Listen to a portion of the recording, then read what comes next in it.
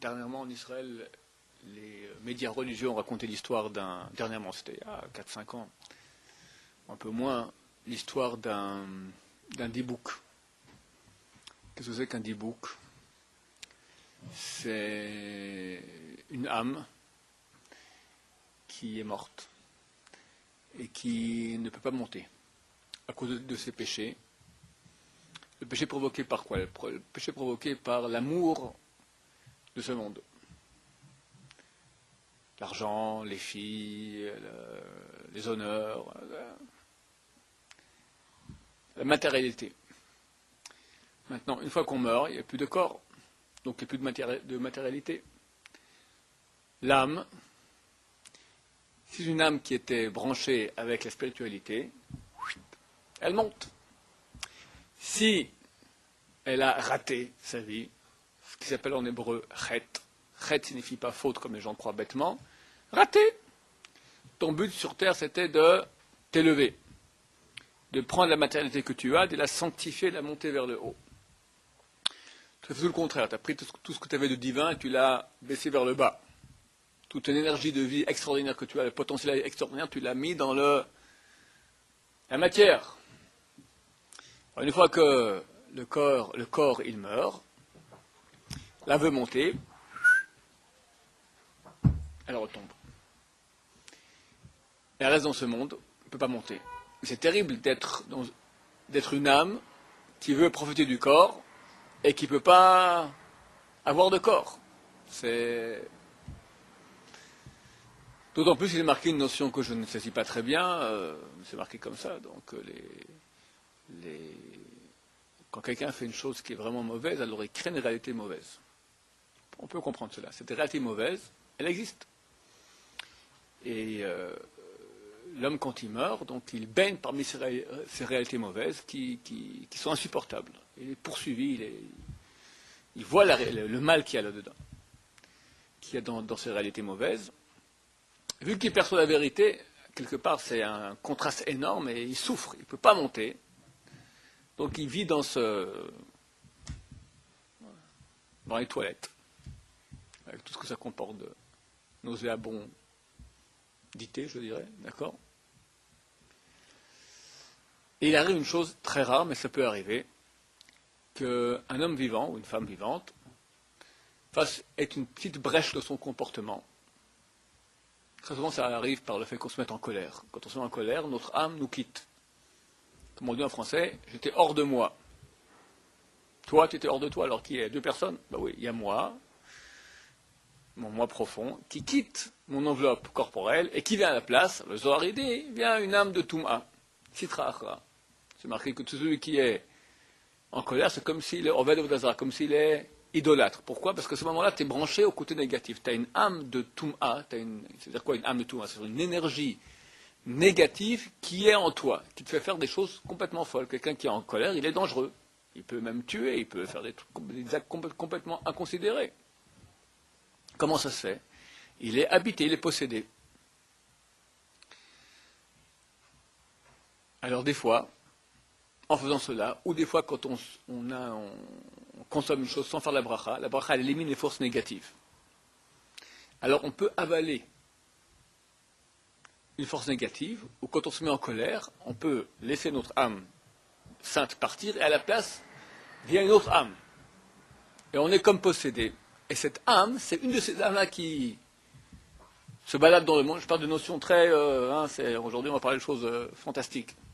D'ailleurs, ceux qui veulent plus, il y a un livre qui a été écrit là-dessus par Rav Yehuda Ftaya. C'était un élève du Ben Ishraï, élève et contemporain du Ben Ishraï, un grand rabbin, un grand kabbaliste d'Irak, qui était spécialiste dans cette notion d'exorciser, d'enlever les diboukim. Livre passionnant, mais à ne pas lire la nuit. On ne dort pas bien après, et pas dans le noir. Ochot Mesaprot, nom du livre, les esprits racontent. Alors, une personne donc, qui a une brèche dans son comportement, colère ou consommation sans bracha, tout à coup, une de ces âmes qui errent dans ce monde la pénètre. Et cette personne devient carrément possédée. Dans ma jeunesse, il y avait un film, il y a 20-30 ans, ça s'appelle L'Exorciste. D'accord? Vous avez connu ça? Voilà, c'est ça.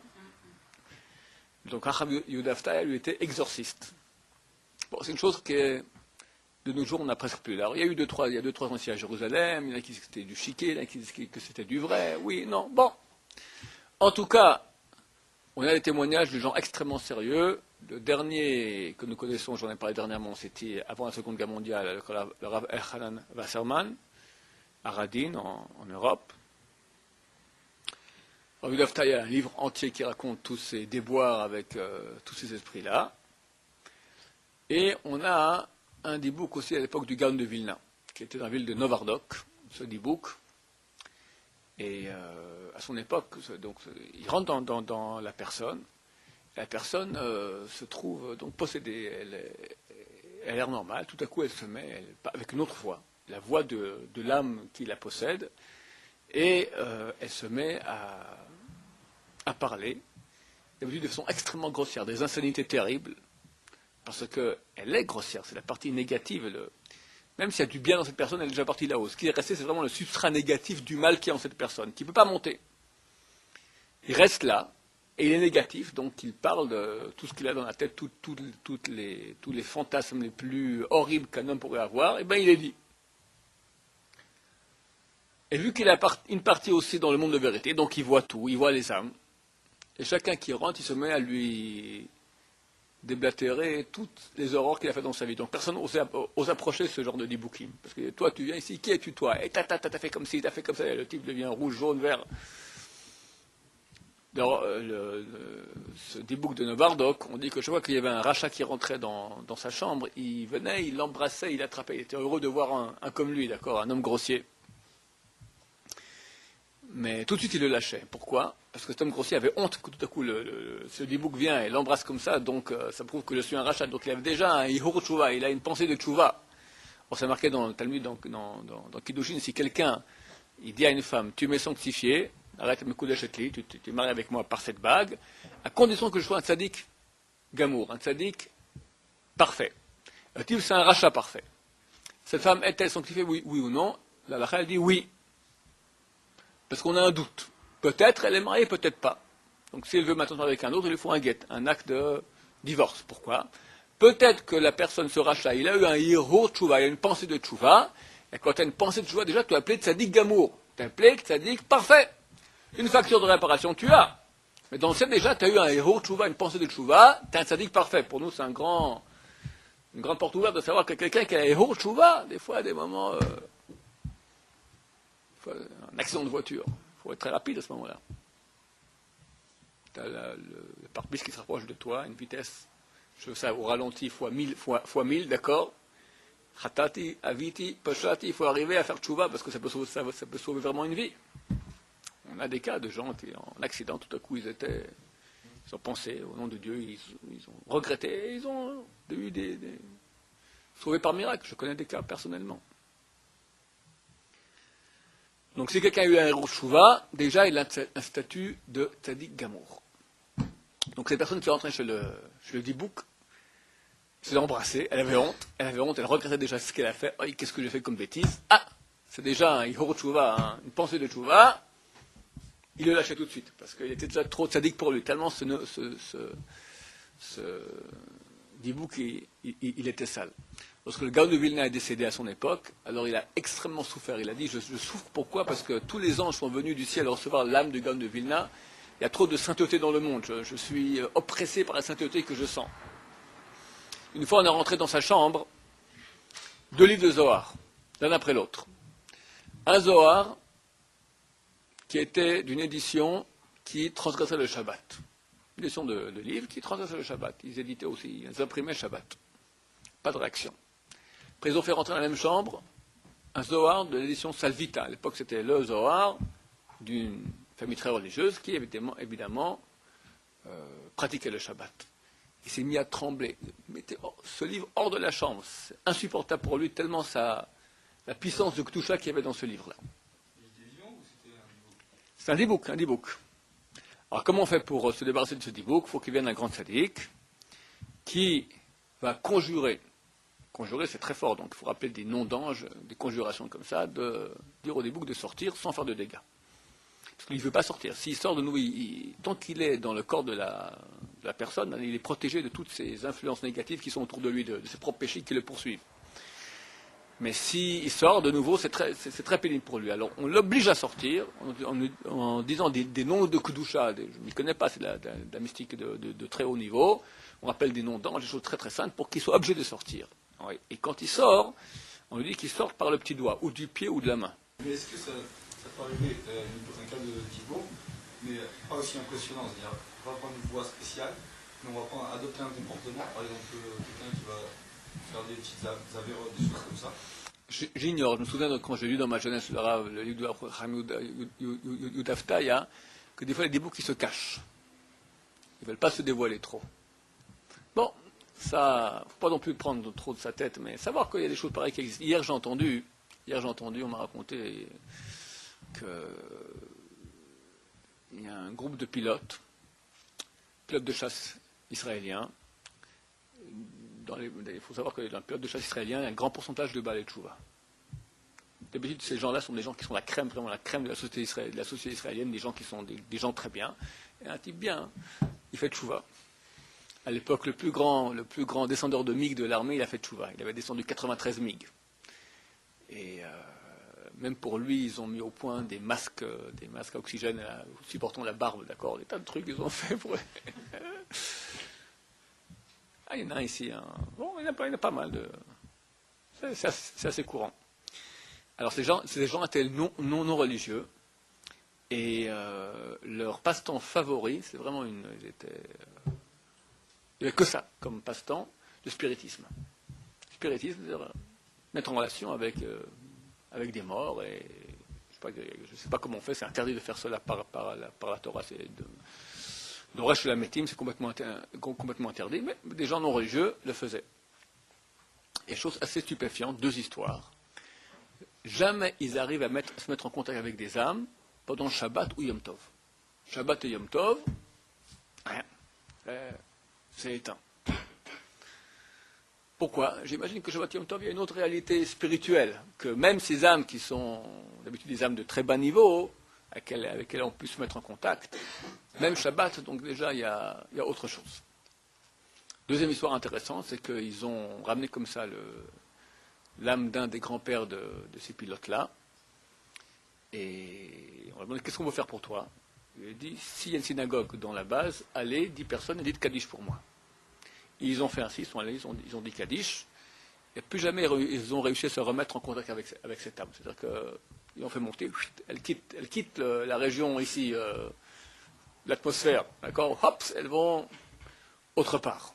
Si c'était fait par une avéra, c'est fait par une avéra. Donc, vu que c'est fait par une avéra, donc ils peuvent se mettre en contact avec des âmes qui sont dans le monde des avérotes encore, qui sont encore dans la Touma, qui sont encore dans les mondes qui, après la mort, non saints. Est-ce que l'âme d'un vivant, elle peut parler la même chose, l'âme d'un vivant possède un autre vivant? Non. Il y a l'histoire du spiritisme qui est très connue aussi en Israël ici. C'était un soldat, qui a fait le choix d'ailleurs, qui était dans les commandos. Il s'appelait Rami Levi. Un dur de dur. Et ils étaient avant la guerre du Liban. Donc on parle. La guerre du Liban, c'était en 82. Je parle de celle de 82. Paix pour la Galilée. Et ils étaient environ 2 ans auparavant. Ils étaient donc à l'armée normale dans un Moutsav. Un Moutsav, c'est une forteresse sur le mont Hermon. Forteresse, c'est hyper enquiquinant, on n'a rien à faire là-bas, on perd son temps toute la journée, il faut faire des gardes, mais bon, tu es là-bas, c'est assez ennuyeux. Alors qu'est-ce qu'ils faisaient? Des séances de spiritisme.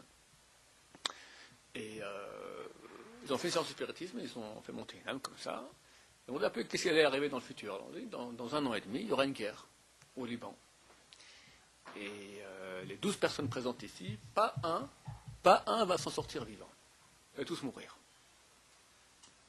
Bon, lui, il quitte l'armée après, il commence à rentrer dans la vie active, et tout à coup, guerre du Liban, on l'appelle en tant que réserviste, et on commence la guerre.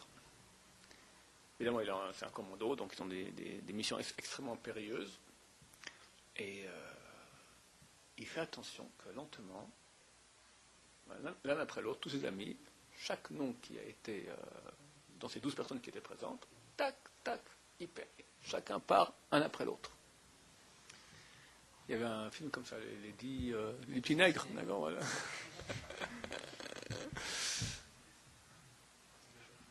Agatha Christie, voilà. Ça c'est en vrai, paix pour la Galilée.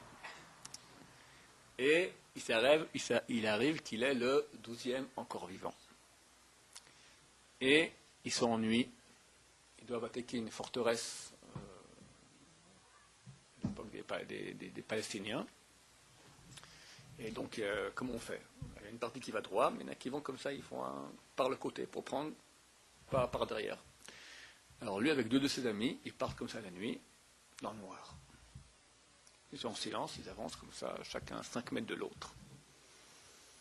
Et tout à coup, les deux remarquent que le troisième manque.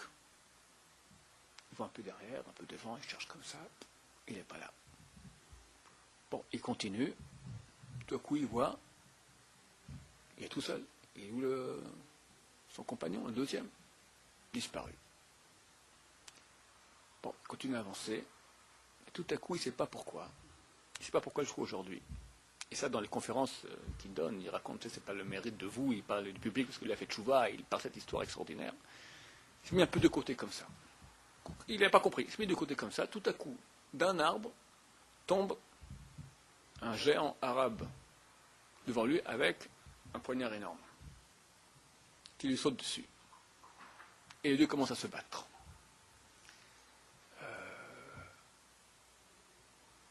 Je crois que il arrive à lui faire partir quitter le couteau.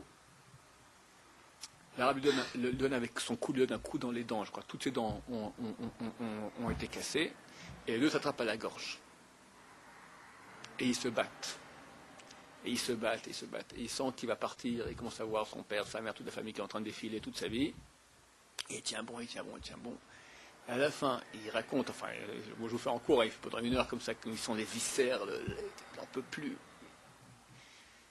Et à la fin, il sent que l'autre commence à s'affaiblir. Pour finir, il a réussi à le tuer. Et il a fait tchouva. Donc on voit que la science du spiritisme s'est trompée. Il a survécu. Alors, c'est pas. On sait qu'il y a un mazal. Ça veut dire, mazal, c'est comme la vie doit aller. Normalement, d'après ta destinée. Mais El Mazal Israël. C'est qu'au niveau de la collectivité d'Israël, il n'y a pas de mazal, il n'y a pas de destinée. On peut, nous, se mettre au-dessus et arriver à changer. Ça, c'est au niveau. Le peuple d'Israël. Le peuple d'Israël, il est hors du mazal. On est branché directement avec Dieu. On voit qu'on a un destin anormal. Maintenant, en tant que particulier, toi, tu as un mazal. Si tu te comportes de façon extraordinaire, tu es un tzaddik, alors tu quittes ton mazal particulier, tu te mets au niveau de la collectivité d'Israël, qui là, c'est une ashgacha pratique, une providence spéciale. Tu quittes ta voie normale. Quelqu'un qui fait tchouva, c'est certain. Il était Steph, d'accord, il devient mouché. C'est certain que le destin de Steph n'est pas comme le destin que Moshe. Il a changé de personne. Il y avait un destin qui était considéré sur une personne. De façon qu'on explique pourquoi à quelqu'un, quand il fait tchouva, on lui pardonne ses péchés. Qu'est-ce qui s'est passé? Il y a des péchés, il y a des choses qui sont négatives, qui doivent se réaliser en mal sur la personne. Alors on dit oui, sur la personne qu'il était, mais maintenant lui, il n'est plus le même. Le Steph n'existe plus, c'est Moshe. Moshe, c'est une autre vie, un autre être. Là, on peut parler on peut dire qu'il y a une influence des âmes d'Israël, depuis Abraham Avinu, qui agissent concrètement dans le monde aujourd'hui, quelque part, sans qu'il y ait des possessions, des choses comme ça. Bien sûr. Et ils agissent. Donc, ils agissent, mais protègent qui, quoi, comment, en fonction d'eux. C'est pas que tu as une armée ici d'âmes de nos ancêtres qui sont là, et que chaque fois qu'un arabe veut venir, on zigouille. Presque chaque fois. Il y a une aide, mais elle n'est pas totale. Tu vis dans ce monde comme si. Et ici, il y a des péchés. Alors on ouvre des brèches. Et tu affaiblis leur force. Donc dans le mal aussi, il peut y avoir des influences d'âmes qui ne possèdent pas complètement le corps, mais qui agissent dans le mal aussi. C'est ce que je suis en train de dire. De quoi je parle maintenant depuis une demi-heure au grand bonheur de Jonathan.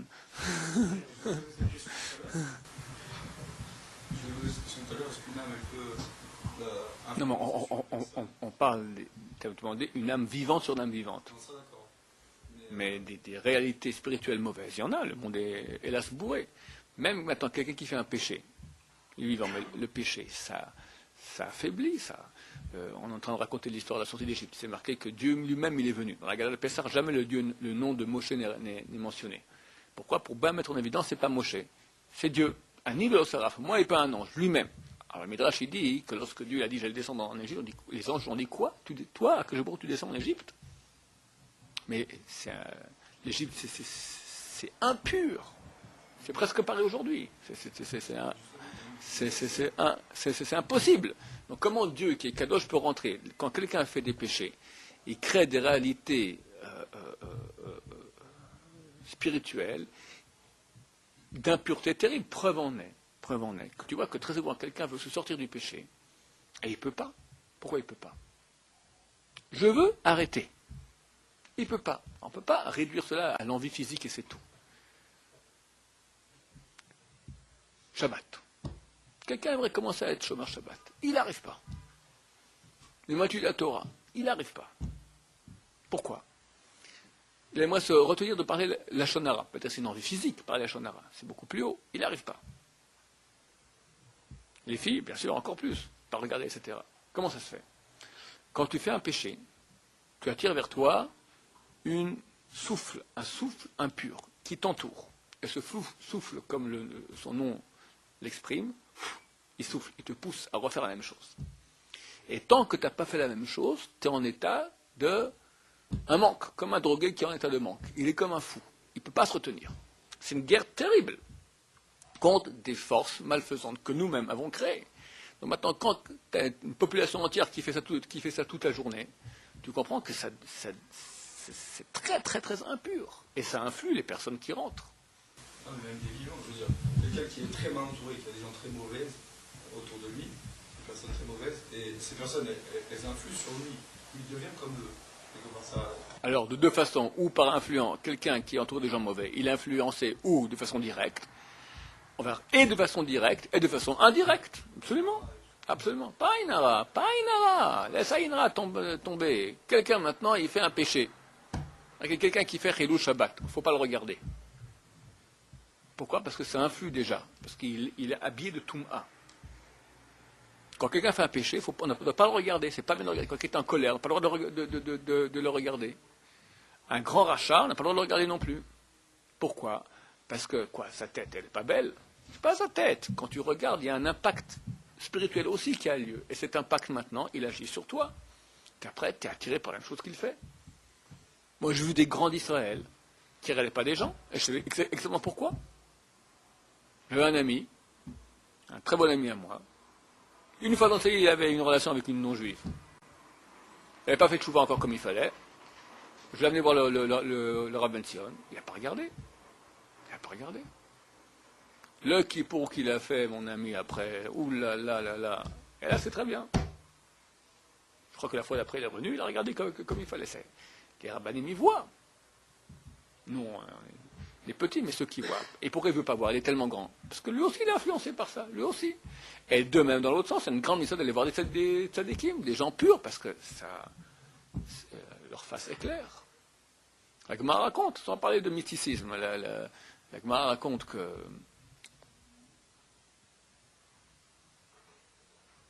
c'était Rabbi Yanassi, il a étudié chez Rabbi Meir. Il a dit que toute sa sagesse qu'il a obtenue, c'était parce qu'il a vu Rabbi Meir par derrière. Et que s'il avait vu de sa face, alors il était encore beaucoup plus grand. Que par la nuque, voir Rabbi Meir déjà tellement c'est grand. On ne se rend pas compte de l'impact de voir quelqu'un. Si un tzaddik, c'est une mitzvah d'aller le voir. Pas fait trop tout à cause de ça, parce qu'il y a une mitzvah là-dedans, c'est certain.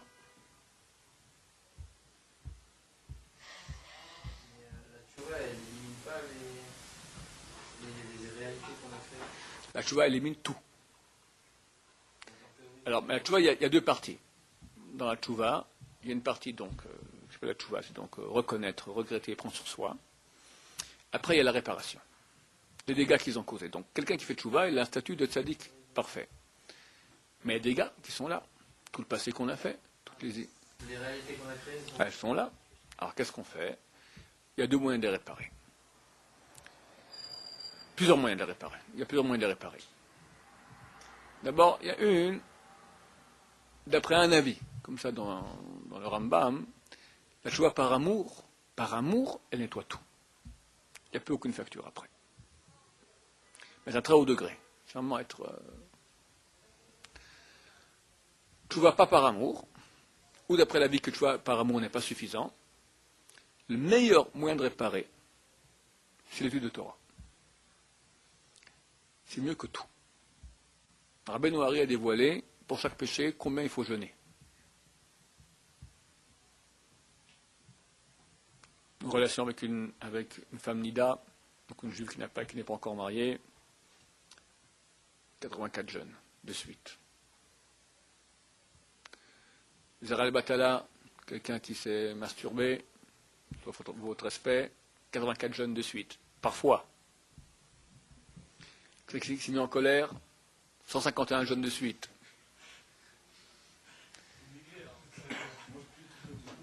Kibboud Avehem, manquer d'honneur au père à son père et sa mère, je crois que c'est 440, quelque chose comme ça. La Goya aussi, je crois, je ne sais plus, 100 et quelques, plus se rouler dans la neige, enfin des trucs terribles. Alors qu'est-ce qu'on fait? Ça, c'est relatif. Ça. Comment on peut définir Non, parce qu'on touche certains mondes, certains noms de Dieu, on fait des dégâts dedans, des parties d'âme, si tu préfères, de notre personnalité spirituelle, elles se réparent que comme cela. Alors, de suite. Non, tu jeûnes le jour et tu manges la nuit. Voilà. Maintenant, si tu fais deux jours de jeûne consécutifs, c'est-à-dire 48 heures, plus le petite heure qu'il y a après le début de la nuit, donc là, ça compte comme 27 jeûnes.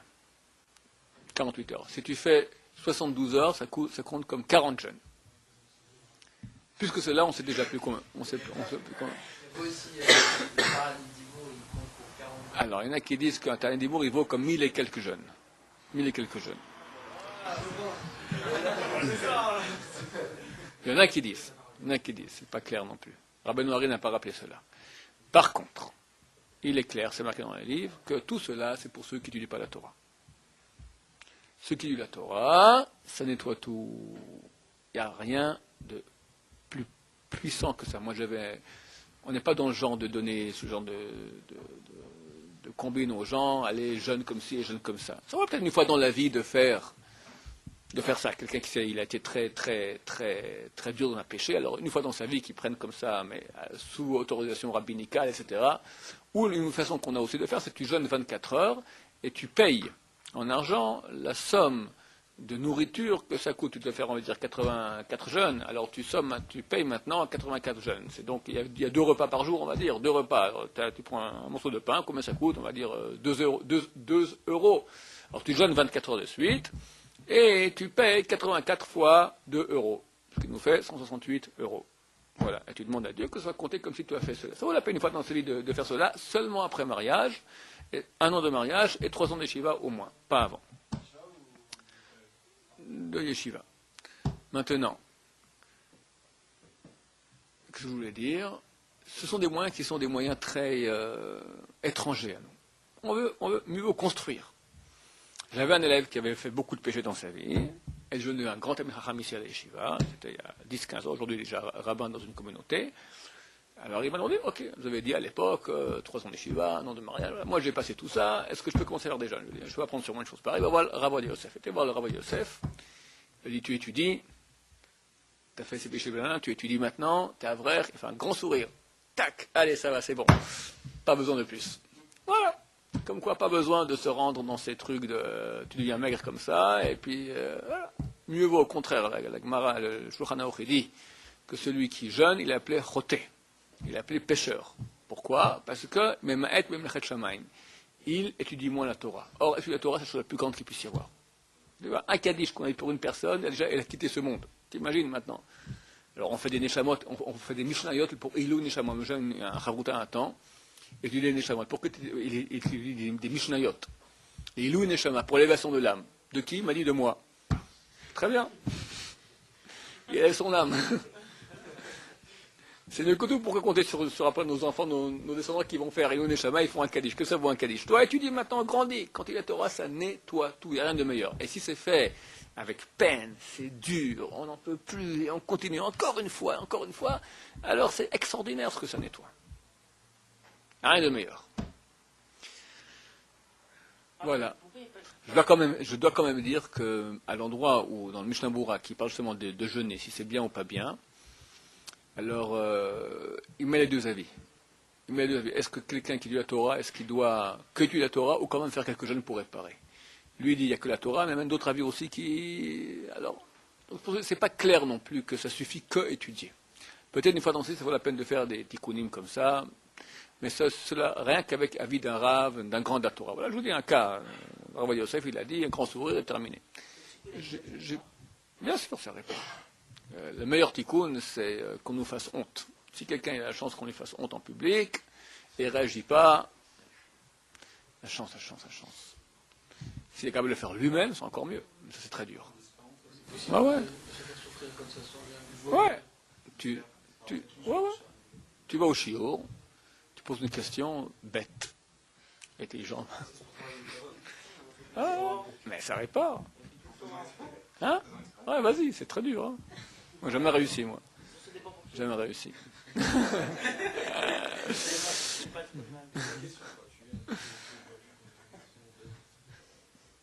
Si tu es bête d'habitude, tu poses une question comme d'habitude, il n'y a rien qui change.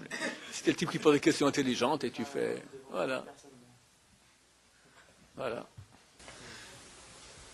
Et c'est pour jeûner pour le bien de quelqu'un. Ouais. Ça se fait beaucoup. Ça, on a le droit, ça, c'est... Ouais. Qui c'était ça? Rabbi Akiva.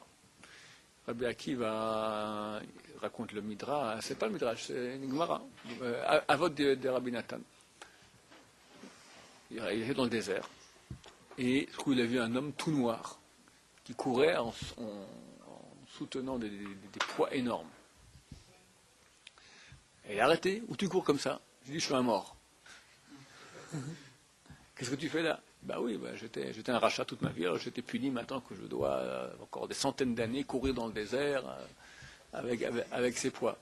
Rabbi Akiva lui a demandé, est-ce que tu as laissé un enfant dans ce monde? Oui, il y a un enfant. Il ne sait rien, c'est un nul en tout. Donne-moi son adresse. Ok. Rabbi Akiva est rentré dans la ville, il a cherché, il s'est renseigné, il a vu qu'il y avait un enfant qui est un voyou. Il a pris. Il a jeûné 40 jours. Le Rabbi Akiva, pour qu'il réussisse à lui faire ouvrir un peu la tête de ce jeune homme. Et effectivement, il a réussi à ouvrir la tête, il a enseigné Birkat Amazon, Birkat Torah, étudié, etc. Et il a commencé à être un bon juif. Et je me souviens bien, alors l'autre est venu en rêve, il lui a dit, ça va, Baruch Hashem, maintenant je suis... À ce propos, d'ailleurs, on va finir avec une belle histoire authentique, si déjà on parle de monde des morts, d'accord, que j'ai entendu de la bouche même de la dame à qui c'est arrivé. À l'époque, on prenait cette dame dans tous les séminaires à Rachim, ici en Israël, et c'était... son histoire, toute la salle qui pleurait. C'était une histoire d'une heure, je vous la fais en 5 minutes. Cette dame était une Israélienne, non religieuse, qui habitait avec son mari et ses 3 enfants à Montréal. Et un beau jour, elle a commencé comme ça, lentement, à se rapprocher de la Torah, mais très très peu. Et il devait partir en vacances, Shabbat, vacances de ski. Elle dit à son mari, partons dimanche. Son mari dit, non, partons Shabbat, partons dimanche, partons Shabbat. Pour finir, il part Shabbat. Il part Shabbat et il se met à neiger sur la route. Il neige, ils sont sur la route. Tout à coup, ils doivent passer sur un pont et la voiture qui dérape, qui tombe dans le précipice. Très bas. Elle raconte comment son mari est mort sur le coup. Elle sort de la voiture. Les 3 enfants qui sont pris dans je crois que le bagage est rentré dans le siège arrière, donc les enfants étaient pris dans les bagages. Elle essaye d'ouvrir, elle ne peut pas. Et elle prie Dieu. Elle dit, Dieu, pour toi, je voulais garder le Shabbat. Elle ne sait pas comment, tout à coup, tac, le coffre s'est ouvert. Elle a pris ses enfants. Elle est dans la tempête. Elle ne sait pas quoi faire. Et sur les mêmes traces qu'elle, elle a eu un accident, une autre voiture aussi a pris, mais s'est arrêtée 100 mètres plus haut. viennent les pompiers, les ambulances, en train de sauver l'autre voiture, et elle appelle, ils n'entendent pas, et c'est la tempête. Elle va sur le klaxon, ça ne marche pas. De nouveau, elle prie à Dieu, tout coup, on ne sait pas comment, le klaxon, boum, il se met à sonner tout seul. Il la remarque en bas, il descend, il la monte, elle se souvient juste qu'un des infirmiers a dit c'est un homme ou une femme, tellement elle était complètement défigurée, elle est tombée dans les pommes. Elle s'est évanouie, à l'hôpital, et sort du coma, elle retombe, elle est à moitié dans ce monde, à moitié dans un autre. Et on le racontera après qu'elle demandait toujours qu'on lui amène le livre des Télim du roi David. Bon, au Hachem, elle a été sauvée, et elle commence à lire lentement les Télim du roi David. Elle reste non religieuse telle qu'elle était. Elle rentre en terre d'Israël, ici, elle va à Kiryat Ono, une petite ville en bordure de Tel Aviv. Et un jour, il y a une voiture qui s'arrête, avec des tas de religieux dedans, qui demande c'est où la synagogue Intel. Synagogue Intel, je ne veux pas qu'il y ait une synagogue dans le coin. C'est dans quelle rue? On lui dit la rue. Ah, je connais, ok, prenez-moi avec vous, je vais vous montrer où c'est. Elle rentre avec eux dans la voiture, et elle leur montre l'adresse. Là, tout coup, il a eu une envie de monter dans la synagogue, parler à un rabbin, lui raconter un peu toute son histoire. Et pour son courage à deux mains, elle rentre dans la synagogue, se met à parler au rabbin, qui lentement, comme ça, lui dit revenez, etc., venez à des cours, elle va commencer à aller à des cours, et lentement, en quelques mois, elle fait tchouva. Elle prend ses enfants qui étaient à l'école non religieuse, et met dans l'école religieuse, et elle devient une femme religieuse à 100%. Et un jour, son fils, qui était un brillant élève, il réussit très très bien, il a 10 ans, il apprend les Mishnayot à l'école, un jour, un soir, elle voit que son fils est très malheureux. Vraiment triste, il pleure, qu'est-ce que tu as? Demain, j'ai un examen de Mishnayot. Au début, je sais très bien, mais là, je ne comprends rien du tout. Je comprends, on a 2-3 Mishnayot qui sont complètement incompréhensibles, tu n'as pas des notes, tu n'as rien. Elle, il ne comprend rien non plus, elle n'a pas reçu un background religieux, elle ne sait pas comment l'aider son fils. Bon, triste, il va dormir. Elle aussi triste que son fils est triste, elle va dormir. Le demain matin, elle réveille son gosse, qui est tout rayonnant de bonheur. Qu'est-ce que tu as, mon fils? Je suis très content. Ouais, qu'est-ce qui va? Au Hachem, j'ai l'examen et je sais que je sais tout. Comment tu sais tout? Maman, papa est venu en rêve cette nuit. Il m'a tout expliqué. Ah oui, raconte-moi.